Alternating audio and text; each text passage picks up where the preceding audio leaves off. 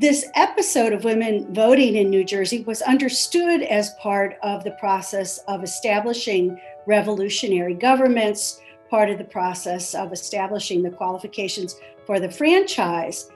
And I want to emphasize here that voting at this time was considered a privilege of property, not actually a civil right. And the women who were enfranchised in New Jersey were actually women who owned a certain amount of property. And because of the strictures of coverture, in which married women were not allowed to own property, the women who voted in New Jersey were either never married women or widows. I do think that New Jersey is unique in the fact that it is one mid-Atlantic state that does have a very diverse population, of course, one that's heavily influenced by the Quakers as well. But I also think that we're looking at a really unique period in the early republic, and that is the emergence of partisan politics. And I think that at a certain point in time, women and also people of color in the state of New Jersey are potentially very powerful and have the ability to kind of tip the scales of partisan power with the emergence of the two-party system. Of course, looking at the Federalists led by people like Alexander Hamilton and John Adams, and the Democratic Republicans led by Thomas Jefferson, or otherwise known as the Jeffersonians or the Anti-Federalists.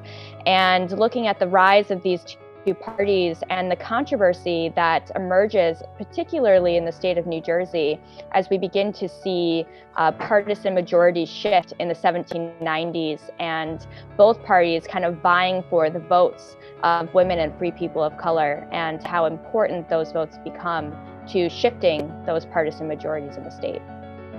It's really part, I think, of a process where these legislators in New Jersey understood and took to the limit the principles of the American Revolution, the idea that there should be no taxation without representation.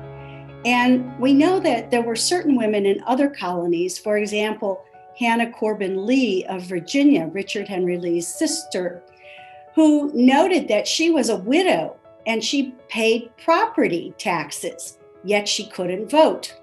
And Richard Henry Lee was flabbergasted by this. In any case, there were no liberalization of voting requirements for women in Virginia, but there were in New Jersey.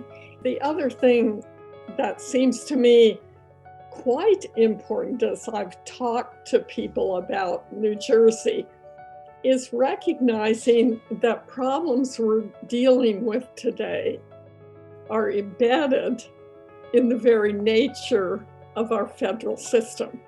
In other words, states matter. States can do things differently from other states, and people surprise us. Obviously, it was a very controversial issue at the time.